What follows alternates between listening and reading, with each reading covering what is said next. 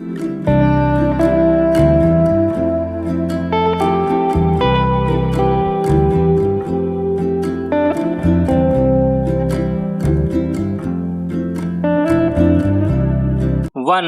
2, 3 start.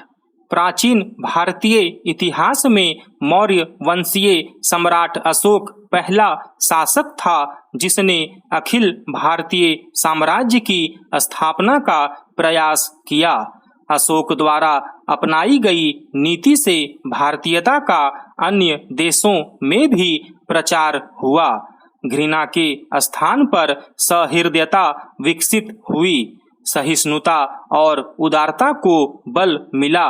बर्बरता के कृत्यों से भरे हुए विश्व इतिहास को एक नई दिशा का बोध हुआ तथा इन्होंने न केवल मानव की वरन जीव मात्र की भी चिंता की। मौर्य सम्राट अशोक बचपन से ही एक महान शासक, एक अच्छे ज्ञानी और महान शक्तिशाली शासक एवं अर्थशास्त्र और गणित के महान ज्ञाता थे। सम्राट अशोक ने शिक्षा के प्रचार प्रसार के लिए स्कूल और कॉलेज बनवाए थे। इसके अलावा अशोक ने सन 284 ईसा पूर्व बिहार में अध्ययन केंद्र व अन्य अध्ययन केंद्रों की स्थापना की थी। इस लोकप्रिय शासक का शासनकाल 273 से 232 ईसा पूर्व माना जाता है। मौर्य वंश के संस्थापक चंद्रगुप्त के पौत्र तथा बिंदुसार के पुत्र अशोक अपने शासन के आरंभिक दिनों में एक कट्टर शासक थे तथा वे विशुद्ध न्याय व्यवस्था पर विश्वास करते थे। शिकार और दावत का उन्हें बड़ा शौक था। युद्ध कला में प्रवीण होने के कारण युद्ध करना उन्हें अच्छा लगता था। अशोक को अपने साम्राज्य को सुरक्षित रखने तथा साम्राज्य विस्तार के लिए युद्ध करने के अतिरिक्त और कुछ भी नहीं सूझता था। चक्रवर्ती सम्राट अशोक महान का साम्राज्य अखंड भारत में फैला हुआ था। अशोक महान के मन में बचपन से ही साम्राज्य विस्तार की नीति थी, जिसके चलते राज्य अभिषेक के बाद अखंड भारत के सभी महाद्वीपों, हिंद कुश से गोदावरी नदी व बांग्लादेश, ईरान और पश्चिम में अफगानिस्तान, वर्तमान के भारत, पाकिस्तान, अफगानिस्तान, नेपाल, बांग्लादेश, भूटान, म्यांमार और इराक तक अपने राज्य का विस्तार किया और मौर्य वंश की नींव रखी थी। इसी दिशा में अग्रसर होते हुए उन्होंने 261 ईसा पूर्व में कलिंग राज्य पर आक्रमण किया तथा उसे अपने अधिकार में ले लिया।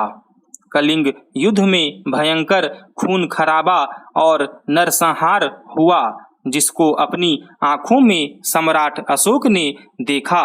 इस भयानक नरसंहार और खून खराबों को देखकर अशोक के हृदय में महान परिवर्तन उत्पन्न हुआ। सम्राट अशोक के हृदय में मानवता के प्रति दया, करुणा जाग उठी और सदा के लिए युद्ध क्रियाकलापों को बंद करने की घोषणा कर दी। उन्होंने बौद्ध धर्म को अपना लिया तथा भविष्य में हथियार न उठाने का संकल्प लिया। स्वयं बौद्ध धर्म का पालन किया तथा इस धर्म के प्रसार के लिए श्रीलंका, अफगानिस्तान, पश्चिम एशिया, मिस्र, यूनान, तिब्बत सहित कई देशों में अपने दूत भेजे।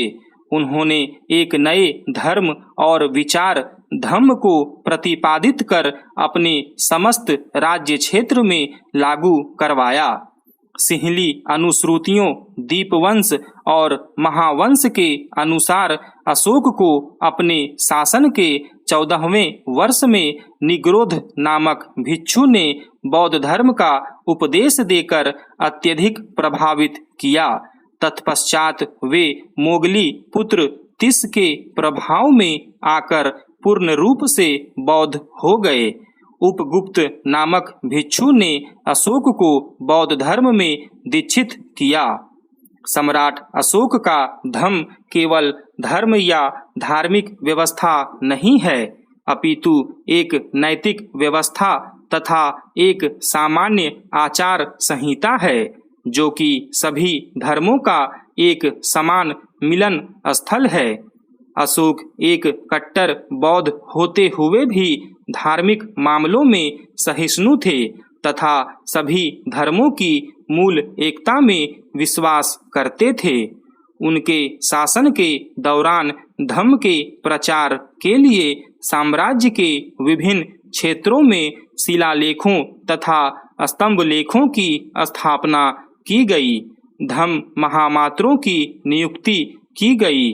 महामात्र प्रत्येक 5 वर्षों के अंतराल पर धम्म यात्रा करते थे। अशोक ने अनेक जन कल्याणकारी कार्य और प्रशासनिक सुधार किए। इन कार्यों में मनुष्यों और पशुओं के लिए चिकित्सालय खोलना, जड़ी बूटियों, कंदमूल और फलों सहित औषधीय पौधों के संवर्धन के लिए वानस्पतिक उद्यान लगवाना, यात्रियों और पशुओं की सुविधा के लिए सड़कों के किनारे कुएं खुदवाना, स्त्रियों के कल्याण के लिए तथा उनमें धम्म प्रचार के लिए स्त्री अध्यक्ष महामात्रों की नियुक्ति करना आदि शामिल है।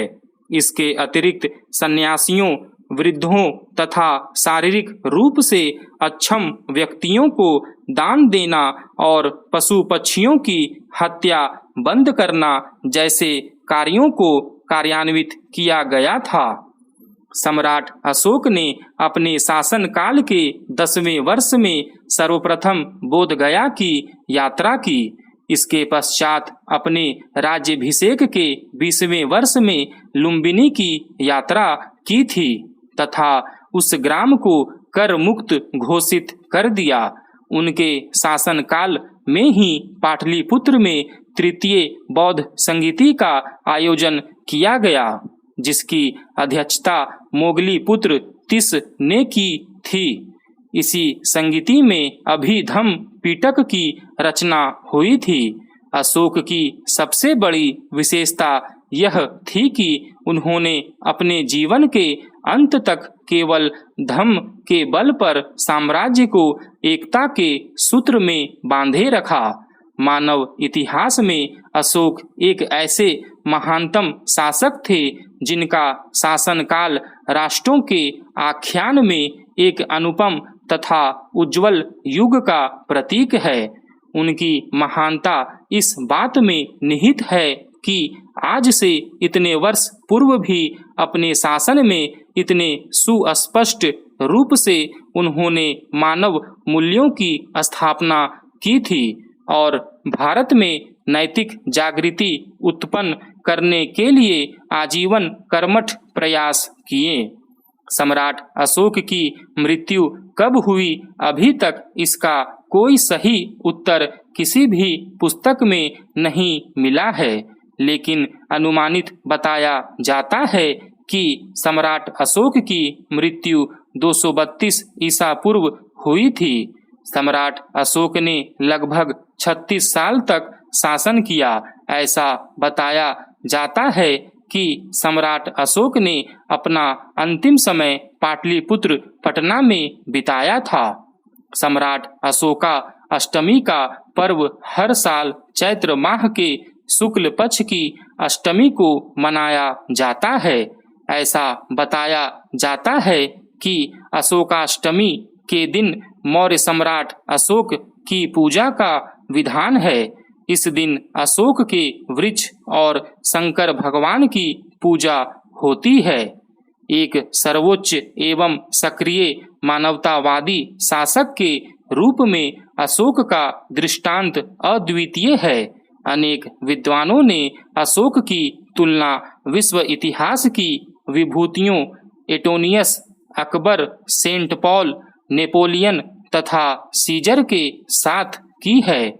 वेल्स के अनुसार अशोक का चरित्र इतिहास के स्तंभों को भरने वाले राजाओं, सम्राटों, धर्माधिकारियों, संत महात्माओं आदि के बीच प्रकाशमान है और आकाश में प्रायः एकाकी तारे की तरह चमकता है।